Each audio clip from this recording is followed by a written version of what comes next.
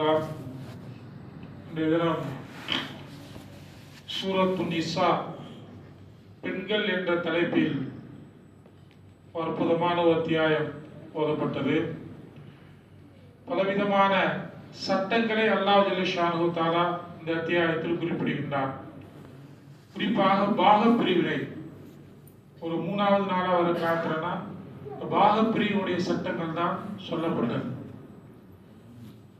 மேலும் மரண சாசனம் வசியத் என்று சொல்லக்கூடிய மரண சாசனத்தை பற்றியும் அல்லாஹ் இங்கே குறிப்பிடுகின்றார்.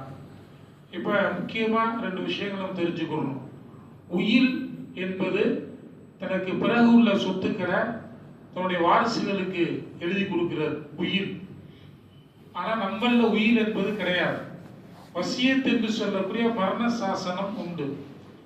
உயிருக்கும் மரண சாசனம் வசியத்துக்கு என்ன வித்தியாசம்? உயில் அப்படிங்கிறது தன்னுடைய சொத்துக்களை யாருக்கு எப்படி வேணாலும் எழுதி கொடுக்கலாம், இதுதான் உயில். ஆனா இஸ்லாத்துல மரணம் சாசனம் வசியத் என்பதுல யாருக்கு எப்படி வேணாலும் எழுதி கொடுக்க முடியாது. அதுக்குன்னு சில வரைமுறைகளை அல்லாஹ் ஜல்லஷானஹு தஆலா கொடுக்கிறான். அற்புதமான இயற்கை அல்லாஹ்வுடைய மார்க்கம் என்பது இது ஒன்றே சான்று.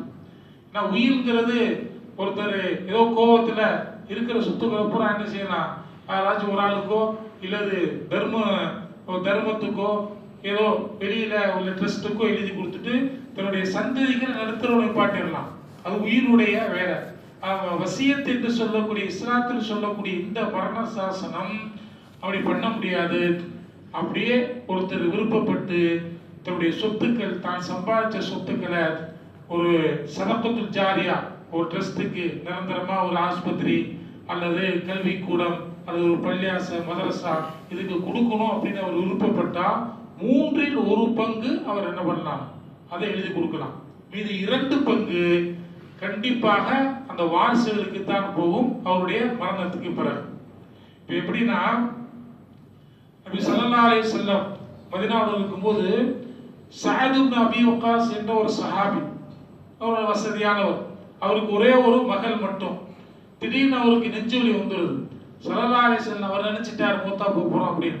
ஸல்லல்லாஹு அலைஹி வஸல்லம் அவருக்கு அழைப்பு வருது. நாயகம் ஸல்லல்லாஹு அலைஹி வஸல்லம் போறாங்க. நெஞ்சு வலிக்குது, யாரும் சொல்லலாம், நான் மூத்தா போறேன், அதனால என்னுடைய சொத்துக்களை பூரா மக ஒண்ணுதான் இருக்கு, அது நல்லா இருக்கு, அதனால பிரச்சனை, எல்லா சொத்துக்களையும் நான் பைத்துல் மால்ல ஒப்படைச்சிடுறேன், அதாவது அப்படியே உங்கள் பைத்துல் மால்ல ஒப்படைச்சிடுறேன், நீங்க அதை எப்படி பயன்படுத்தணும் பயன்படுத்திங்க அப்படின்னு சொல்லும்போது ஸல்லல்லாஹு அலைஹி வஸல்லம் சொன்னாங்க, அது அனுமதி கிடையாது. ஒட்டுமொத்தமாக சொத்துக்கள் அனைத்தையும் நீ தர்மம் செய்வதற்கு அனுமதி கிடையாது அப்படின்னு அவர் சொல்றாரு. யார சொல்றா, பாதியில ஒண்ணும், பாதி என் மகன் எடுத்துக்கிட்டு மீதி பாதி கொடுத்துறேன் அப்படிங்கிறார். இல்ல அதுக்கும் அனுமதி கிடையாது. இப்ப 1/3 அப்படின்னு அவர் சொல்லும் பொழுது ஸல்லல்லாஹு அலைஹி வஸல்லம் இதுதான் அதிகம் தான், பரவாயில்ல ஏற்றுக்கொள்ளலாம் அப்படின்னு 1/3 அது அதிகம் தான், இருந்தாலும் ஏற்றுக்கொள்ளலாம் என்று ஸல்லல்லாஹு அலைஹி வஸல்லம் சொன்னாங்க. சொல்லிட்டு இதை மரண வசியத்தினுடைய ஒரு தீர்க்கமான ஒரு சட்டமா இஸ்லாமிய முறைப்படி பின்பற்றப்படுகிறது. கோர்ட்ல போட்டாலும் இந்த அடிப்படையில் செல்லுபடியாகும். ஒருத்தர் தன்னுடைய எல்லா சொத்துக்களையும் மரண சாசன வசியத்துல யாருக்கோ ஒரு சதக்கா தர்மத்தை எழுதி வச்சுட்டான்னு சொன்னா அவர் மூத்துக்கு பிறகு கோர்ட்ல போய் அந்த வாரிசுகள் கேஸ் போட்டாங்கன்னா என்ன பண்ணிடும், அது வாரிசுகளுக்குரியது, அது 2 பங்கு வந்தே ஆகும். அது பிறகு ஸல்லல்லாஹு அலைஹி வஸல்லம் நெஞ்சில கை வச்சு துஆ செஞ்சாங்க, அல்லாஹ் முஷ்பி சஅத் இப்னு வக்காஸ், அல்லாஹ் அந்த சஅத் இப்னு வக்காஸுக்கு சுகமளிப்பாயா என்று. அதுக்கு பிறகு அவர் பல ஆண்டுகள் வாழ்ந்தாரு, இன்னும் பல போர்கள் கலந்துக்கிட்டாரு. ஆனா அவர் மூத்தாறு வரைக்கும் ஒரு உடம்புல மற்ற இடங்கள்லாம் உஷ்ணமா இருக்கும். ஸல்லல்லாஹு அலைஹி வஸல்லம் இங்கே கை வச்சு துஆ செஞ்சாலும் அந்த இடம் மட்டும் குளுமையாக இருக்கும். அதான் நாயகம் ஸல்லல்லாஹு அலைஹி வஸல்லமுடைய இந்த பரக்கத்தான கைக்கும் இந்த துஆவுக்கும் கிடைத்த ஒரு பெரிய வெகுமதி அவருக்கு. கைரல் அல்ஹம்துலில்லாஹ். இப்ப இது வசியத் அப்படிங்கிறது ஒருத்தர் மூத்தானதுக்கு முன்னாடி 1/3 யாருக்கு ஒரு இன்னாருக்கு ஒரு நண்பருக்கோ அல்லது தூர சொந்தத்துக்கோ ஏதோ ஒருத்தருக்கு எழுதி வைக்கலாம், அல்லது இது மாதிரி ட்ரஸ்ட்டுகளுக்கு சிறப்பு நிரந்தர தர்மம் வரக்கூடிய ட்ரஸ்ட்டுகளுக்கு எழுதி வைக்கலாம். இது ஒரு வகை. இன்னொன்று முக்கியமான ஒரு சட்டம் ஒன்று இருக்கு. ஒருத்தருக்கு 2 ஆம்பளை பிள்ளை, இதுல ஒரு மகன் என்ன செஞ்சிடறாரு, அவர் இருக்கும்போது, ஒரு சொத்துக்காரர் ஒருத்தர் இருக்கும்போதே ஒரு மகன் ஒஃபாத் ஆயிட்டார், பேரன் இருக்கார். இப்போ இந்த சூழல்ல அந்த சொத்துக்காரர் மூத்தா போயிட்டார் அப்படின்னா இந்த 2 மகன்ல அந்த பேரனுக்கு சொத்து வராது, ஒரு மகனுக்கு என்ன சொத்து போகும். இதை வெளிப்படையா பார்க்கும்பொழுது இது மிகப்பெரிய அநீதிமாய் தெரியும். இது எல்லாருக்கும் தெரிஞ்ச ஒரு சட்டம், நிறைய பேர் சொந்தமாக கேட்டிருக்கிறாங்க. என்னன்னா, இப்போ 2 மகன் அந்த பொம்பளை பிள்ளை இருக்குன்னு வச்சுக்கோங்க. ஒரு 2 மகன்ல தகப்பன் இருக்கும் போதே மகன் ஒத்தாயிட்டாரு, பேரன் இருக்கிறான். ஆனா என்ன செய்ய முடியாது, இப்போ இவர் மூத்தானது பிறகு 1 லட்சம் ரூபா வச்சிருக்கிறார் அப்படின்னா இந்த 1 லட்சம் ரூபாய ஒரு பொம்பளை பிள்ளைங்க இருக்கு அப்படின்னா அதை 3 பங்கு விரிச்சு அந்த பொம்பளை பிள்ளைக்கு அந்த 2ல ஒரு 3ல 2 ஆம்பளை பிள்ளைக்கு 1 பொம்பளை பிள்ளைக்கு கொடுத்துடணும், பேரனுக்கு ஒண்ணுமே கிடைக்காது. இது இஸ்லாமிய ஷரியத் படி உள்ள சட்டம். இதுக்கு இந்த வசியத் அப்படிங்கிறது அல்லாஹ் இஸ்லாத்துல ஒரு அற்புதமான வழிமுறையா கொண்டு வந்திருக்கிறான். காரணம் என்னன்னு சொன்னா, அவர் மொத்தா போனதுக்கு பிறகு இந்த பேரனுடைய நிலைமை எப்படின்னு சொல்ல முடியாது. இப்ப அந்த அம்மா அந்த மருமக வேற ஒரு திருமணம் செஞ்சுக்கிட்டு வேற இடத்துல நல்லா செட்டில் ஆயிடலாம். இப்ப இருக்கிறவங்க அதே நல்லா போயிடுச்சே, அவன் தான் போயிட்டானே, இன்னுமே அவனுக்கு என்ன கொடுக்கணும் அப்படிங்கிற ஒரு சூழ்நிலை, பொருளாதார அதாவது பணங்காசு அப்படின்னு வரும்போது நிலைமைகள் மாறலாம். அதுக்கு மகன் இறந்துட்டான், பேரங்க இருக்கிறாங்க, நாளைக்கு நடுத்தருவுல அவங்க வந்துடக்கூடாது அப்படிங்கிறதுக்காக 3ல 1 பங்கு சொத்தை அந்த தாப்புனார் அந்த பேரனுடைய ஐயா தன்னுடைய பேரனுக்கு எழுதி வைக்கலாம். அதுக்கு அனுமதி இருக்கு. உயிரோடு இருக்கும் பொழுதே 3ல 1 பங்கு சொத்தை அந்த பேரனுக்கு எழுதி வைக்கலாம்.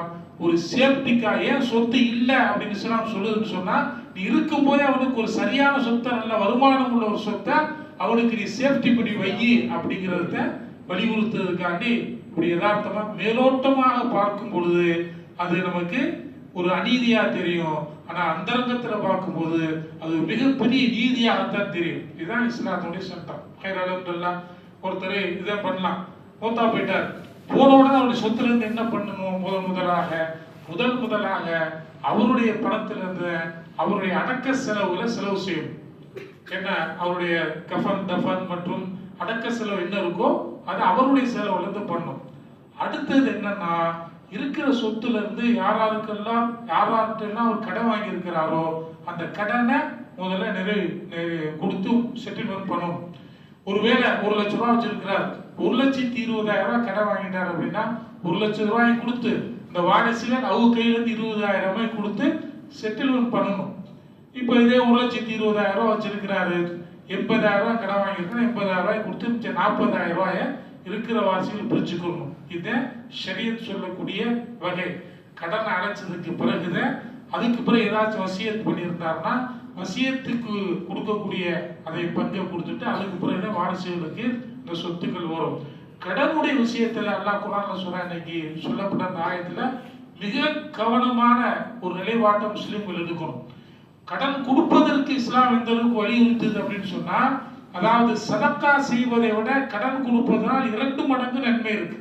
ஏன்னா கடன் வாங்கக்கூடிய ஒருவன் தேவையுடைய சூழ்நிலையில தான் கடன் கேட்கிறான். அதனால இப்போ ஒருத்தருக்கு நான் 50,000 ரூபாய் 1 லட்சம் ரூபாய் கடன் கொடுக்குறேன் அப்படின்னா நான் 1 லட்சம் ரூபாய் சதக்கா செஞ்சதை விட 2 மடங்கு நன்மை எனக்கு அது இருக்கு. அதே நேரத்துல கடன் வாங்கக்கூடியவன் திருப்பி அடைக்க கூடாத எண்ணத்தில் வாங்கிக்கிறோம், எண்ணத்தை நம்ம கொடுத்தோம், ஆனா கேட்க மாட்டாரு வச்சுக்கிறோம் அப்படிங்கிற எண்ணத்தை திருப்பி கொடுக்க கூடாது என்ற எண்ணத்தில் ஒருவன் கடனை பெற்றால் அந்த தொகை அவனுக்கு மிகப்பெரிய திருட்டாக இருக்கு என்று சல்லல்லாஹு சொன்னார். திருப்பி செலுத்தக்கூடாத எண்ணத்தில் ஒருவன் ஒரு பணத்தை கடனாக பெற்றால் அது மிகப்பெரிய திருட்டாகும் என்பதாக சல்லல்லாஹு சொன்னாங்க. கொடுக்கிறதுக்கையும் ஆர்வப்படுத்தினார்கள். வாங்கக்கூடியவர்கள் ஆடம்பரத்திற்காகவும் வீண் விரயம் செய்வதற்காகவும் கடனை வாங்கக்கூடாது என்பதும் வலியுறுத்தப்பட்டுச்சு. ஒரு சஹாபி வஃபாத் ஆயிட்டார். வஃபாத்தான உடனே இப்பவே சஹாபி மூத்தானா ஸல்லல்லாஹு யாராச்சும் மூத்தானா வந்து கேட்பாங்க. அந்த பதில் போர்ல கலந்து கொண்டவர்களா இருந்தா 5 தக்பீர் சொல்லுவாங்க. அது மிகப்பெரிய சிறப்பு, தனித்துவத்தை காட்டுவதற்காக. ஒரு வஃபாத் ஆயிட்டாரு, வந்த உடனே ஆயிஷா ஸல்லல்லாஹு கேட்பாங்க, யார் இவரு, இன்னாருடைய மகன் இன்னார், சரி இவருக்கு ஏதும் கடன்கள் இருக்கிறதா அப்படின்னு கேட்பாங்க. ஆனா சொல்ல இருக்கு அல்லது இல்லைன்னா அல்ஹம்துலில்லாஹ் தொழுகைக்கு போயிடும். இருக்கு அப்படின்னா அதை அடைப்பதற்கு வாரிசுகள் இருக்காங்களா அப்படின்னு கேட்பாங்க. இருக்காங்க அப்படின்னா தொழுவிச்சிருவாங்க. இல்ல அப்படின்னா உன்னுடைய சகோதரருக்கு ஒரு சஹாபிட்ட கேட்குறாங்க, இவருக்கு கடன் இருக்கா அப்படின்னு கேட்குறாங்க.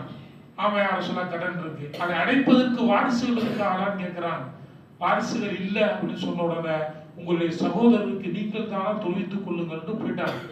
எப்படி யார் அது? ஆனா பத்ரு போரில் கலந்து கொண்ட ஒரு சஹாபி கடனை அடைப்பதற்கான வாய்ப்பு